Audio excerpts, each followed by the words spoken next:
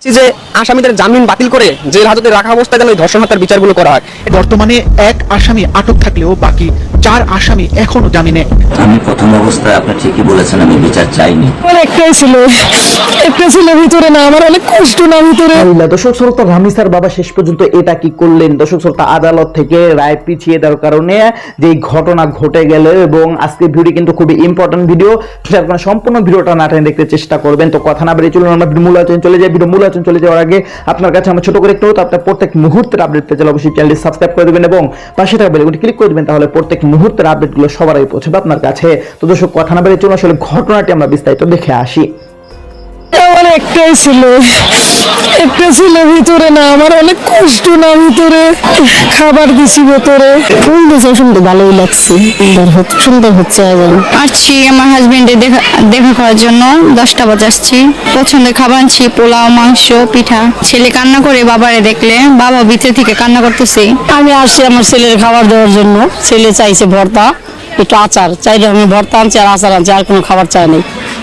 মাংস টাংস এগুলো কিচ্ছু চায়নি। ছেলে চাও তখন কেমন লাগে নিজেই তো বুঝতে পারছো, অনেক খারাপ লাগে। একটা পূজা আসছে আজকে 8 বছর ধরে, এখানে 8 বছর ধরে মিস করি, অনেক মিস করি। পূজার মধ্যে দেই খাবার টাবার, এমনি দিলে দেই, আমি কাপড় চোপড় দিয়ে যাই। এখন দেখে আসলাম, সাক্ষাৎ করলাম, কি করবো ধরতে পারি না, শুতেও পারি না। একটু 1 মাস আমার ছেলে আর বাস্তি জামাই নিয়ে আসি, পোলাও, গরু মাংস আর সেমাই, শুকনা সেমাই আর কি, আর রুটি বানায় নিয়েছি, চালের রুটি। ভালো হচ্ছে, খাবার নিয়ে আসি, বাচ্চারা দিছি, বাচ্চারা দিয়ে খায়, তো মায়ের মানুষ শান্তি লাগে। আমার তো মনে করুন ভিতরে কি খায় না খায় আর আমি তো দেখি না। বাইকের অতিরিক্ত খরচে চিন্তিত? নিয়ে আসুন রাইডো, মাসের খরচ মাত্র 300 টাকা। একটা মার সন্তান হলে কেমন লাগে বলুন তো? এই ছেলে কালকে ঈদ গেল, ছেলে কোরবানি মাংস খাইতে পারেনি, এই জন্য মাও তো খাইনি, এই জন্য এখানে না হপার মুখে দিলাম। ভাগ্নের ছেলের নাতি, ওনার সঙ্গে দেখা করার জন্য আসছি। দেখা করলে খারাপ লাগবে মানে আমার ভালো লাগবে, কিন্তু আবার কষ্টটা মনের ভেতরে থাকবে। কি আছে ভিতরে, কি আছে?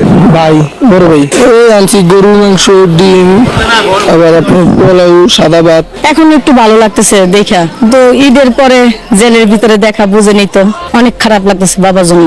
কেমন লাগছে একটু বলুন তো? কাছ থেকে দেখতে ভালো লাগছে? ভালো লাগছে। আমি স্বামীর 2 বছর ধরে মেরে জেলখানে আমি আটকায় রাখছি। ঈদের দ্বিতীয় দিন বন্দীদের বেশিরভাগই পরিবারের খাবার নিয়ে আসছে, আর এই খাবারটার অনুভূতি অন্যরকম। কারোর মায়ের হাতের রান্না, কারোর বোনের হাতের, কারোর স্ত্রীর হাতের। তাদের সেই অনুভূতিটাকে ওইভাবে মূল্যায়ন করেই আমরা যাতে স্বল্প সময়ে তাদের নিকট পৌঁছে দিতে পারি, সেই লক্ষ্যেই আমরা সম্মিলিতভাবে নিরলসভাবে কাজ করে যাচ্ছি। মূলত কাশিমপুর কারাগারটা হলো এমন একটা জায়গা, এবং এমন ধরনের বন্দীরা আছে, বাংলাদেশের সকল প্রান্তের বন্দীরাই এখানে আছে। তো তারা অনেক দূর দূরান্ত থেকে এসেছে। তাদের স্বাভাবিকভাবেই যদি দূরত্ব বেশি হয় তাহলে রাস্তায়ও কষ্ট একটু বেশিই হয়।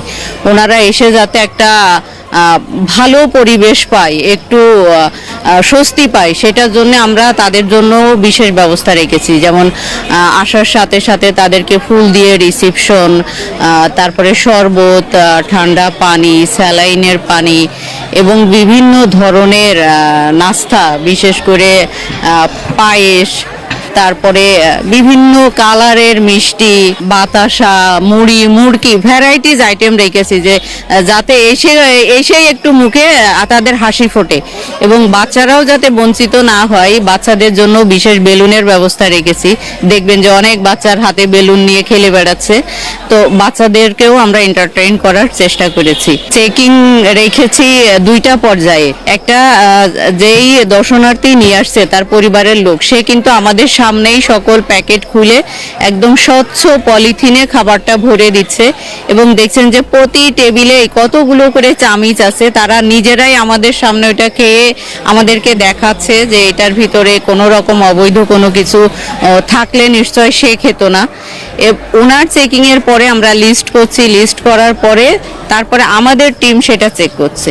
চেক করার পরে সেটা ভিতরে যাচ্ছে, ভিতরে যাওয়ার পরে কিন্তু আরেকবার ওইটা চেকিং হবে, চেকিং হয়ে তারপরে ফাইনালি তো দর্শক, আপনার ভিডিও দেখলেন, ভিডিও দেখে যদি আপনার কোনো মন্তব্য থাকে তাহলে অবশ্যই কমেন্ট বক্সে কমেন্টে আপনার মূল্যবান মন্তব্য জানিয়ে দেবেন। দর্শক, এখন আমরা পরবর্তী একটি ভিডিও দেখবো যেটাতে আমরা আরো কিছু তথ্য আমরা জানতে পারবো। দর্শক, চলুন আমরা সেই ভিডিওটি বিস্তারিত দেখে আসি। এই হাসনাত আব্দুল্লাহ শেখ হাসিনাকে টিকিয়ে রাখার চেষ্টা করেছিল। গণঅভ্যুত্থানের আপনারা হয়তো ভালো ইতিহাসটাই জানেন, হাসনাত এবং সার্জিসের নোংরা ইতিহাস জানেন না। যে ছেলেগুলো খাইতে পারতো না, পড়তে পারতো না, আমরা মেজ ভাড়া দিয়েছি, আমি সহ আমরা মেজ ভাড়া ম্যানেজ করে দিয়েছি। সেই ছেলেগুলো আজকে প্রাডো গাড়িতে চড়ে। 5 আগস্ট কিভাবে হলো সেইটাও জানতো না হাসনাত এবং সার্জিস। শহীদ উসমান হাদি ভাই এনসিপি 3টা অপরাধ চিহ্নিত করে গিয়েছিল। আজকে আপনারাই তো উসমান হাদিকে ব্যাপকভাবে ধারণ করছেন, তাহলে উসমান হাদি আপনাদেরকে দুর্নীতিবাজ বলে গেছে কেন? আজকে অনেকে বলছে যে আওয়ামী লীগই ভালো ছিল, কেন বলছে? আপনাদের কারণে। একটি অডিও ভিডিও আমি প্রকাশ করেছি, সেখানে হাসনাত আব্দুল্লাহর বক্তব্য রয়েছে। তিনি নিজেই স্বীকার করেছেন কিভাবে শেখ হাসিনার সাম্রাজ্যকে রক্ষা করার জন্য তিনি চেষ্টা করেছেন। তিনি বারবার বলছেন যে আমি কখনোই কনফ্রন্টেশনে যাইনি, আমি সবসময় চেষ্টা করেছি যাতে করে কোনোভাবেই এই ধরনের বিশৃঙ্খলা না ঘটে। তার মানে কি? তার মানে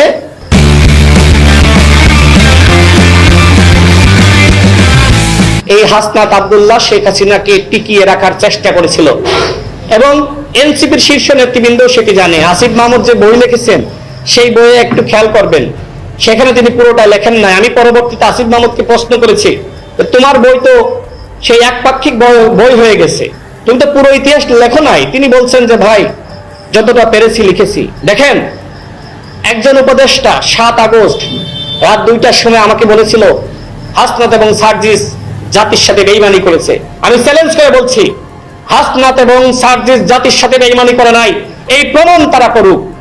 আমি প্রমাণ হিসেবে সেই অডিও আমার ফেসবুক প্রোফাইলে ছেড়ে দিয়েছি। সে প্রমাণ করুক যে সে জুলাইয়ের পক্ষে ছিল। সেই 3 আগস্ট যেদিন ঐতিহাসিক 1 দফার ঘোষণা দেওয়া হবে, এই 1 দফার যে ঘোষণা দেওয়া হবে এটা জানতো না হাসনাত এবং সার্জিস। 5 আগস্ট কিভাবে হলো সেইটা জানতো না হাসনাত এবং সার্জিস। মূলত পলিসি মেকিং থেকে, পলিসি সিদ্ধান্ত থেকে এই 2 জন মীর জাফরকে এনসিপি নেতৃবৃন্দ বর্তমানে যারা রয়েছে, নাহিদ ইসলাম, আসিফ মাহমুদ, তাদেরকে দূরে রেখেছিল। এমনকি 3 আগস্ট যাতে করে হাসিনাকে রক্ষার জন্য বিশৃঙ্খলা সৃষ্টি করতে না পারে, এই জন্য এই হাসনাত এবং সার্জিসকে তাদেরকে প্রতিহত করার জন্য নেতৃবৃন্দ প্রস্তুত ছিল। এতটুকু আমি বললাম। আমি আসিফ মাহমুদকে বলবো, যেমনি ভাবে 71-এর পরে একটা ভুয়া ইতিহাস আমরা জেনে বড় হয়েছে, ঠিক একইভাবে 24-এর একটি ভুয়া ইতিহাস আপনি রচনা করেছেন। আপনার সৎ সাহস থাকলে আপনি পুরো ইতিহাস রচনা করেন। আমি চ্যালেঞ্জ করে বলছি, নাহিদ ইসলাম যেদিন প্রকৃত ইতিহাসের বই লিখবে সেদিন তার বইয়ে উল্লেখ থাকবে হাসনাত এবং সার্জিস জাতির সাথে বেঈমানি করেছে। গণঅভ্যুত্থানের আপনারা হয়তো ভালো ইতিহাসটাই জানেন, হাসনাত এবং সার্জিসের নোংরা ইতিহাস জানেন না। আমাদের শহীদ উসমান হাদি ভাই এনসিপি 3টা অপরাধ চিহ্নিত করে গিয়েছিল। প্রথম অপরাধ কি? প্রথম অপরাধ, এনসিপি সেই আওয়ামী লীগের মতন 24কে কুক্ষিগত করেছে, যেমনি ভাবে আওয়ামী লীগ 71-এর ইতিহাসকে কুক্ষিগত করেছিল। এনসিপির অপরাধ, তারা দুর্নীতিতে জড়িয়েছে। এনসিপির অপরাধ, তারা জুলাই ঐক্য বিনষ্ট করেছে। এই কথাগুলো তো আমার না। আজকে আপনারাই তো উসমান হাদিকে ব্যাপকভাবে ধারণ করছেন, তাহলে উসমান হাদি আপনাদেরকে দুর্নীতিবাজ বলে গেছে। যে ছেলেগুলো খাইতে পারতো না, পড়তে পারতো না, আমরা মেজ ভাড়া দিয়েছি, আমি সহ আমরা মেজ ভাড়া ম্যানেজ করে দিয়েছি। সেই ছেলেগুলো আজকে প্রাডো গাড়িতে চড়ে, সেই ছেলেগুলো আজকে দামি দামি গাড়িতে চড়ে। আজকে তাদের পোশাক আশাকের পরিবর্তন দেখেন, আজকে তারা বিলাসবহুল বাড়ি ভাড়া নিয়ে থাকে। আজকে শহীদুদ্দিন চৌধুরী তাকে নিয়ে প্রশ্ন করছে, আমি আপনাদেরকে নিয়ে প্রশ্ন করছি, আয়ের উৎস কি করেন আপনারা বলেন? আমরা 2018 সাল থেকে এখনো পর্যন্ত রাজনীতি করি, একজন বলতে পারবে না যে আমরা চাঁদাবাজি করেছি, লুটপাট করেছি, তদবির বাণিজ্য করেছি। আর আপনারা কি করেছেন? 18 মাসে জুলাইকে আপনারা কি